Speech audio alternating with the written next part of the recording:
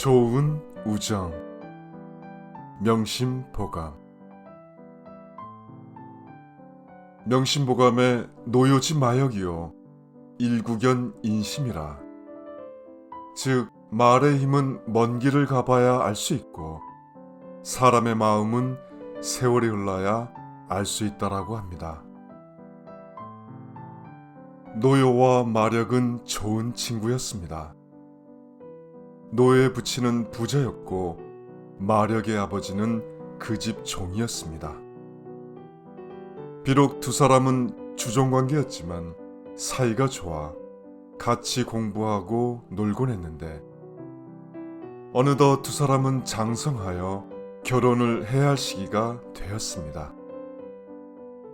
노요는 재산과 세력이 있어 배필 얻는데 아무 걱정이 없었으나 마력은 너무 빈곤하여 낙담하고 있던 차에 색식감을 소개받았지만 예물을 구할 길이 없었습니다. 할 수 없이 마력은 같이 공부한 노요에게 도움을 요청했습니다. 부자인 노요는 돈을 빌려주는 대신에 신혼방에서 자신이 마력 대신 신부와 3일 밤을 지나게 해달라고 하였습니다.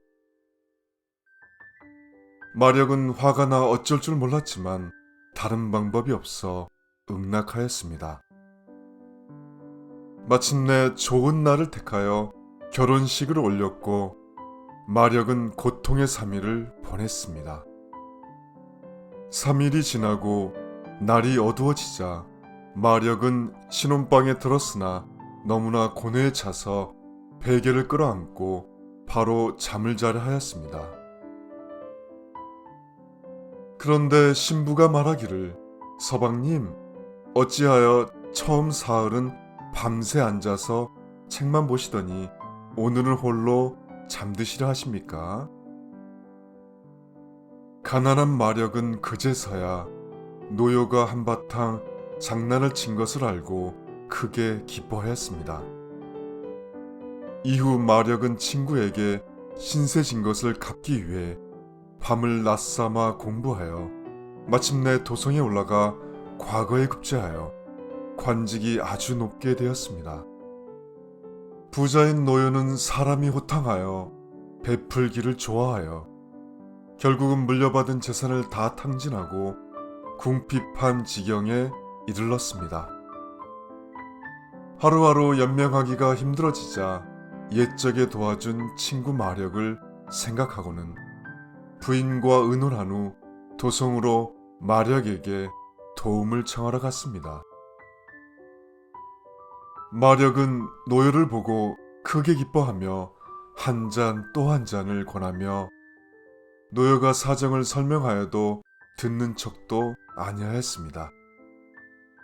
며칠이 지나자 마력은 노요 형, 형수님 기다리시니 집으로 가야지요 하며 노요를 집으로 돌려보냈습니다. 노요는 기가 막혔지만 어찌할 도리 없이 풀이 죽어 집으로 돌아갔습니다. 그런데 동네 입구를 들어서는데 자기 집 쪽에서 통곡 소리가 크게 나는 게 아니겠습니까? 부랴부랴 집으로 가니 부인이 관 하나를 끌어안고 울고 있었습니다. 노요를 본 가족들은 깜짝 놀라며 기뻐했습니다.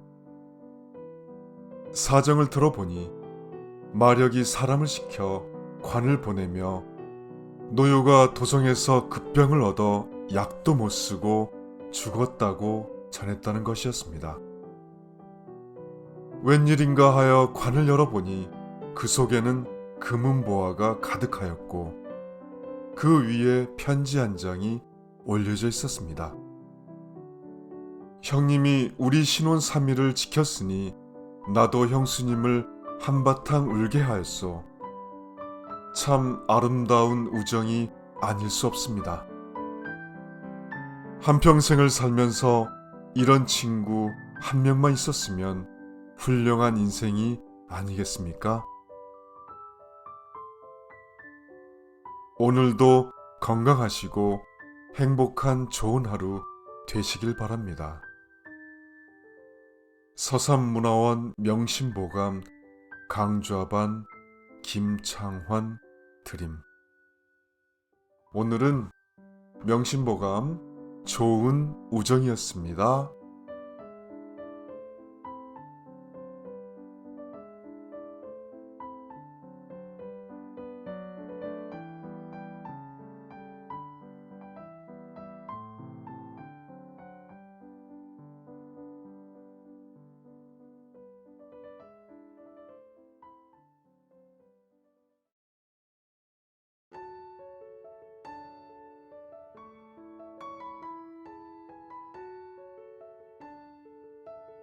접촉사고 덕에 이웃과 접촉하다.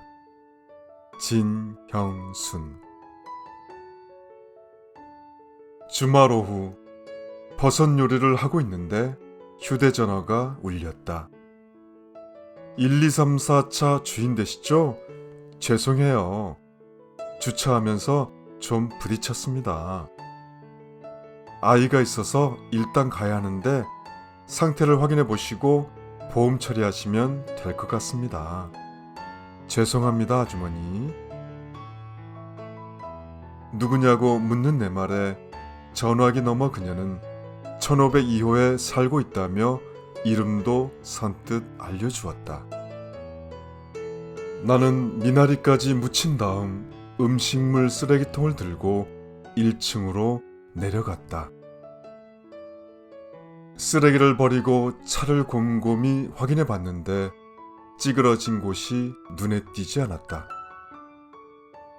차가 오래되기도 했고 어찌 되었든 미안해하며 나에게 전화한 마음이 고마워 여유를 가지고 차 상태를 살펴볼 수 있었다.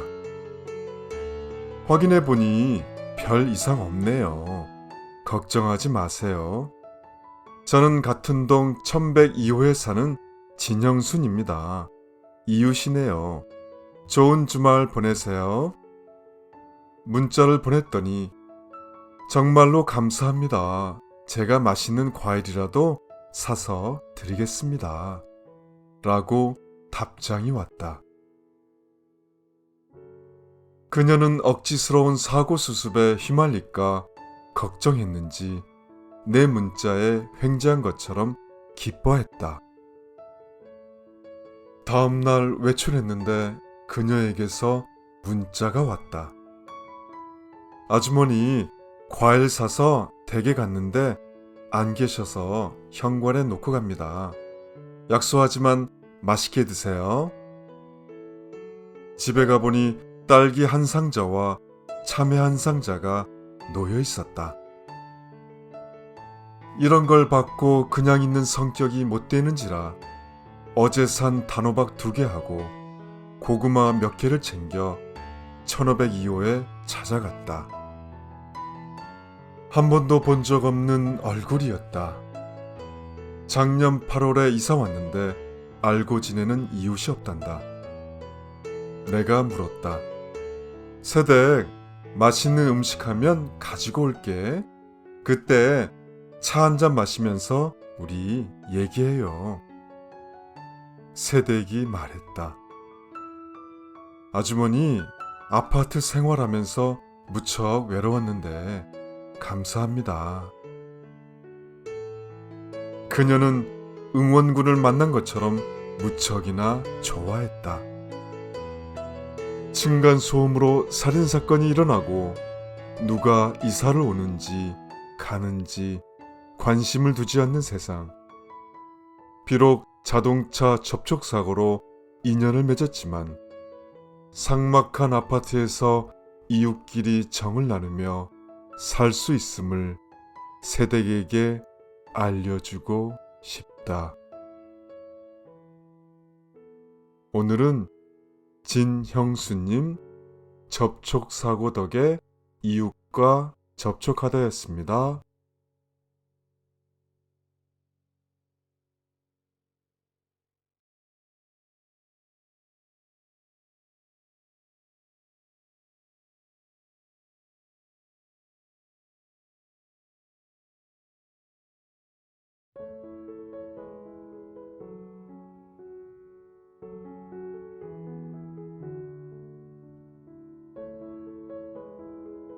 내일은 내일의 해가 뜬다. 마가렛 미첼. 어느 여기자가 직장 생활 후 얼마 안 되어 26살에 발목을 다쳐 그만두게 되자 인생이 무너지는 좌절과 낙심을 겪었습니다. 그러나 그녀는 마음을 다잡고 펜을 다시 잡고 소설을 쓰기 시작했습니다.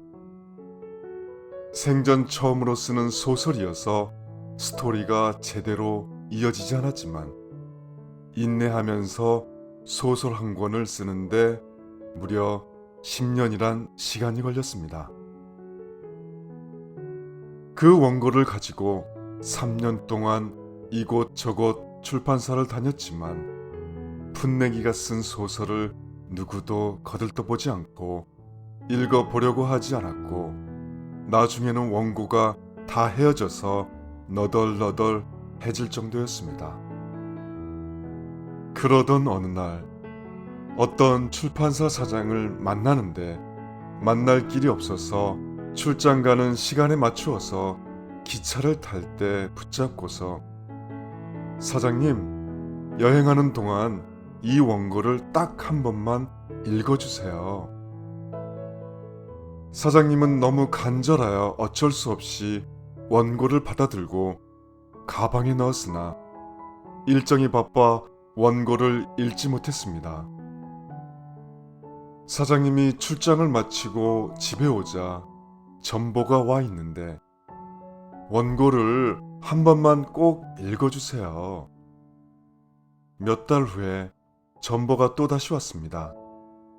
원고를 한 번만 꼭 읽어주세요, 사장님. 세 번째 전보가 왔을 때 기차 정거장에서 사장님, 딱 한 번만 읽어주세요. 간절하게 부탁하던 그녀의 얼굴이 생각이 나서 너덜너덜한 원고를 가방 속에서 꺼내서 읽기 시작했습니다. 그런데 이 소설을 읽으면서 사장님은 소설 속으로 푹 빠져들어 10년간에 걸쳐서 썼던 그 소설을 순식간에 다 읽어버렸습니다. 그리고선 바로 출판을 했는데 하루에 5만 부가 팔렸습니다. 당시는 1936년인데 굉장한 사건이었습니다. 이 소설이 바로 바람과 함께 사라지다였습니다. 그 젊은 여성이 바로 마가렛 미첼이었습니다. 바람과 함께 사라지다에서 내일은 내일의 태양이 뜬다. 스칼렛의 마지막 대사처럼 이 땅에서 성공한 사람들은 한결같이 포기하지 않고 끝까지 희망을 붙잡고 살았습니다. 자동 판매기 같이 바로 응답되지 않으면 포기하는 조급병을 극복해야 성공한다고 합니다. 내일은 내일의 태양이 뜬다. 원문 Tomorrow is another day. 오늘은 마가렛 미첼, 내일은 내일의 해가 뜬다였습니다.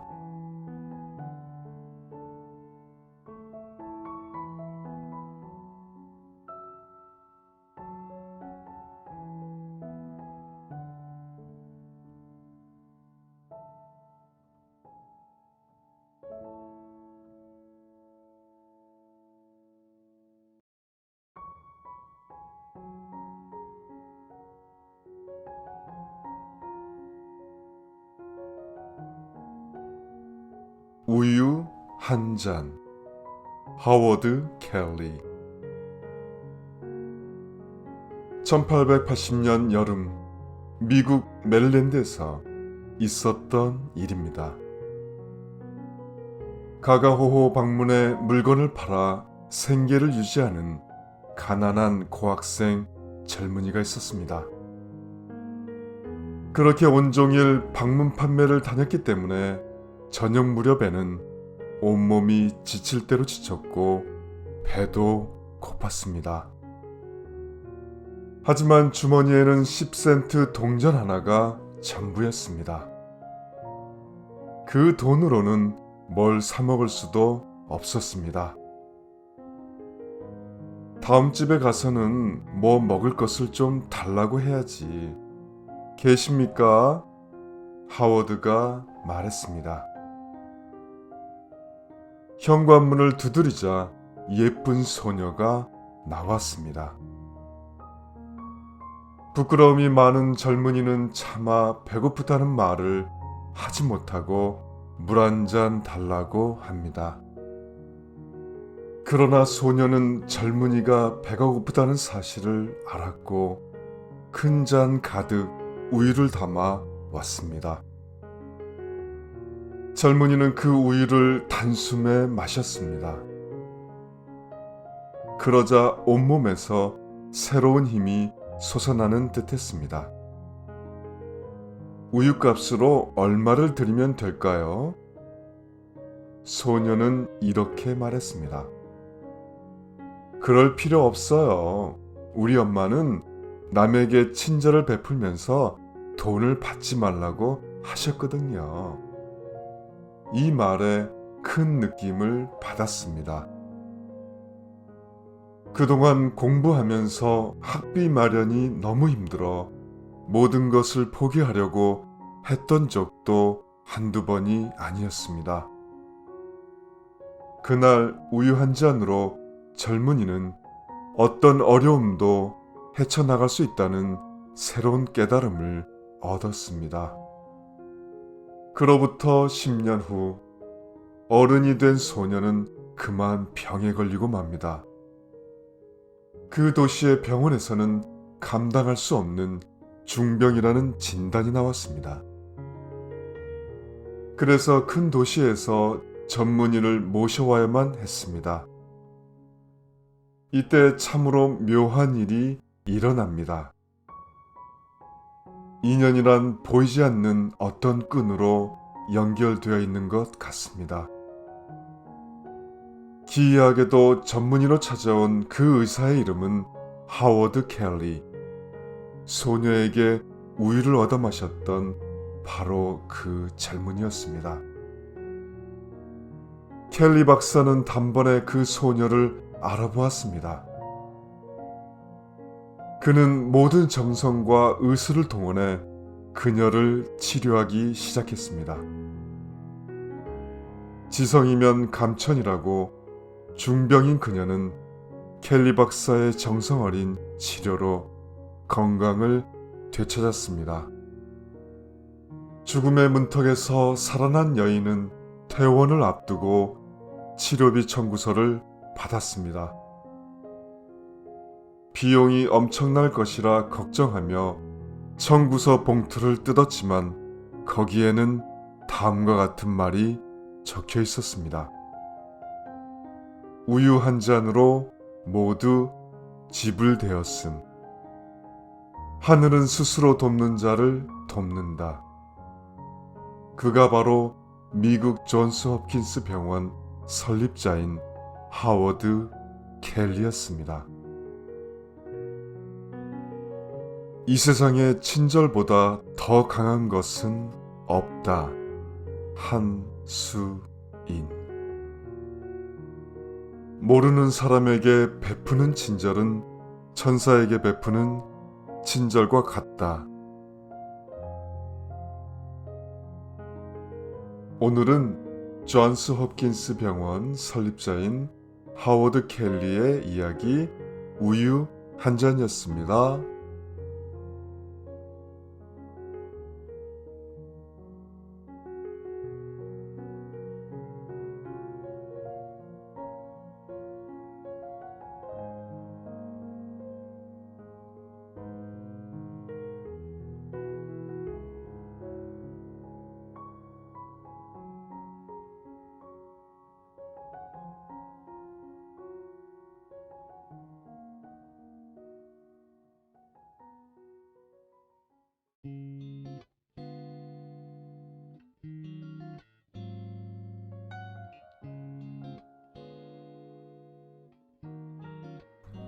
어느 커플의 사랑 이야기. 작년에 비가 많이 오던 어느 여름날이었습니다. 교통사고로 인해서 하반신이 마비가 되었습니다. 그 전에 저는 잘 나가는 직장, 연봉, 학벌까지 더 이상 부러울 게 없었습니다. 그리고 그 무엇보다 소중한 여자친구가 있었습니다. 아주 예쁜 얼굴에 그보다도 더 예쁜 마음씨를 가진 그런 여자였습니다. 사고가 났을 당시 저는 하반신 마비 선고를 받았습니다. 부모님보다도 더 먼저 보고 싶고 생각났던 게 여자친구였습니다. 내가 앞으로 하반신을 쓸 수 없다는 생각에 그녀와 헤어져야겠다는 생각에 너무 슬펐습니다. 그녀를 처음 본 건 5년 전 대학교 캠퍼스였습니다. 웨이브진 긴 생머리에 예쁜 눈웃음, 그리고 맑고 투명한 피부까지 저의 이상형이었고 저는 첫눈에 반했습니다. 그녀는 우리 학교에 다니고 있었고 1년 반을 쫓아다녔고 저희는 드디어 연인이 되었습니다. 제 친구들 모두가 저희 커플을 부러워했고 그녀가 제 여자친구라는 게 너무나도 자랑스러웠습니다. 그리고 행복했답니다. 그 당시 저의 나이 26살, 그녀는 21살이었습니다. 저보다 5살이나 어린 그녀는 마냥 예뻐 보였고 모든 것을 다 주고 싶었습니다. 내가 할 수 있는 한 정말로 최선을 다했고 더해주지 못해서 항상 미안했습니다. 대학교를 졸업 후 몇 년이 지나서 저는 직장에 자리를 잡았고 그녀는 약국의 약사가 되었습니다. 그리고 올해 결혼을 하자고 했었습니다. 차라리 죽어버렸으면 좋았을 걸 하고 생각했었습니다. 25살의 나이에 감당하기 힘든 짐을 짊어지게 할 수 없었습니다. 하반신 마비, 정말 너무 힘이 들었습니다. 미안한 마음에 날 떠나지 못할까봐 저는 결심했었습니다. 제가 그녀를 보내주자고. 결심 후에 그녀에게 이별을 통보했습니다. 얘기를 듣던 그녀는 눈물을 보이며 그러지 말라고 애원했고 그리고는 내일 또 오겠다며 나가는 것이었습니다. 다음날 그녀는 제가 좋아하는 메론을 사왔고 싱글생글한 예쁜 미소를 지으며 우리는 대화를 가졌고 그녀는 갈 때 조금만 참고 기다려 하고 말했습니다. 그녀가 병실 문 밖을 나가자마자 저는 가슴이 아파 겨우 참고 있던 눈물을 흘렸습니다. 저에게는 정말 지옥 같은 시간이었습니다. 그녀에게 너무 미안했습니다. 정말 이렇게 사랑하는 그녀를 떠나보내고 살아갈 자신이 없었습니다. 그렇지만 그녀는 너무 가진 게 많았습니다. 이쁜 외모에 약사에 학벌까지 겸비한 어디에 내놓아도 손색이 없을 그녀였습니다. 다른 남자에게도 고백을 많이 받아왔을 겁니다. 지금 당장이라도 내가 그녀의 손을 놓아준다면 그녀는 아마도 나보다 더 좋은 남자를 만날 수 있을 거고 그녀를 내 곁에 두는 것이 내 자신이 초라해 보이고 죽고 싶었습니다. 그 이후로 그녀는 매일같이 병원에 찾아오는 그녀에게 저는 한마디도 하지 않았습니다. 그녀를 보내줘야겠다고 생각했기에 눈도 마주치지 않았고 매일 아침, 점심, 저녁 전화도 받지 않았습니다. 그렇게 몇 달을 매일 병원에 찾아와서 오늘 있었던 일을 얘기하고 돌아가기 일쑤였습니다. 아무런 대답도 없는 저에게 그녀는 내일 또 올게 라는 말을 남기고 병실을 나갔습니다. 어느 날 그녀는 어김없이 병원에 왔고 그리고 편지 한 통을 주고 갔습니다. 꼭 읽어보라면서요. 편지 내용입니다. 오빠, 안녕? 지금은 새벽 2시야. 내일 출근하려면 자야 하는데 잠이 안 와. 이게 다 오빠 때문이야. 전화도 안 받고. 왜 나한테 미운 소리만 골라서 하는 거야? 뭐 그래 봐야 난 괜찮지만 난 내일도 모레도 일 끝나면 오빠한테 찾아갈 거야. 오빠가 아무리 떼어내려고 해도 소용없어. 20대 초반 한참 예뻤을 때 청춘을 다 가져가 놓고 풋풋했던 내 몸과 마음을 다 가져가 놓고 이런 식으로 나올 거야? 치. 예전에 오빠가 했던 말 기억나? 나 없이 살 수 없다더니 이제는 나 없이도 살 수 있다는 거야? 그런 거야? 오빠 말대로 오빠보다 젊고 멋지고 능력 있는 남자 만나서 잘해볼까? 하고 생각도 해봤어. 그런데 나는 그렇게 못해. 오빠를 4년간이나 만났고 오빠만 바라보고 의지했는데 오빠와의 결혼, 미래만을 보면서 살았는데 이제 와서 내가 어떻게 오빠를 지워. 말도 안 돼.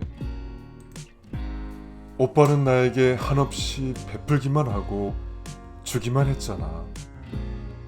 난 그런 오빠의 사랑을 받았고 이제는 내가 오빠에게 주고 싶어. 오빠의 다리가 되어줄게. 주변의 어떤 시선도 고통도 감당할 수 있어. 이건 동정도 연민도 아쉬움도 아니야. 사랑이야. 오빠를 사랑해. 진심으로.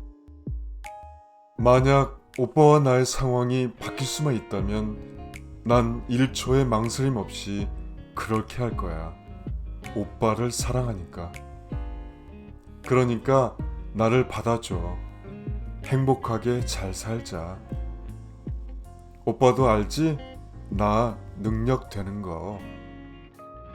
그러니까 그런 걱정 말고 나에 대한 미안함 다 떨쳐버리고 나랑 결혼해주라. 지금까지 오빠가 나에게 해줬던 것들 이제는 내가 해줄게. 오빠는 지금까지 그래왔던 것처럼 나만 이뻐해주고 사랑만 해주면 돼. 내일은 내 눈 피하지 말고 옛날과 같이 사랑스러운 눈빛으로 봐줬으면 좋겠어. 우리 처음 만난 그때처럼. 나 아직도 오빠 보면 설레. 그리고 오빠를 사랑해. 보고 싶다. 내 전부. 그 편지로 더 이상 그녀를 사랑하는 나는 그녀를 밀어낼 자신이 없었고 눈물이 흘러내렸습니다. 욕을 먹어도 듣고 돌을 맞아도 맞겠습니다. 지금 그녀를 놓친다면 정말로 후회할 것입니다. 저는 그녀를 제 목숨같이 사랑합니다.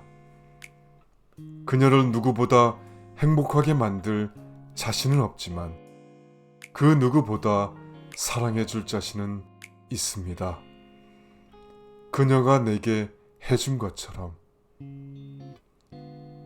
우리는 그녀의 생일날 결혼을 했습니다. 그녀는 이 세상에서 가장 아름다운 신부가 되었고, 저는 가장 행복한 신랑이 되었습니다. 그녀를 사랑합니다. 영원히. 오늘은 어느 커플의 사랑 이야기였습니다.